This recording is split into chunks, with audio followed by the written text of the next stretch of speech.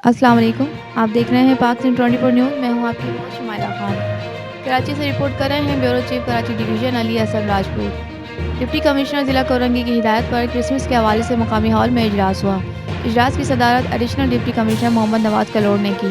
इजलास में ज़िला कोरंगी के पुलिस के आला अफसरान, चारों असिस्टेंट कमिश्नर्स, मुख्तलिफ डिपार्टमेंट्स के मुतल्लिक़ अफसरान और मसीह बरादरी के अफराद ने शिरकत की।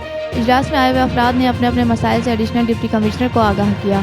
मोहम्मद नवाज़ कलोड़ ने बड़े इत्मीनान से तमाम मसाइल सुने और मुतल्लिक़ा अफसरान को फ़ौरी मसाइल हल करने के लिए अहकामात जारी किए।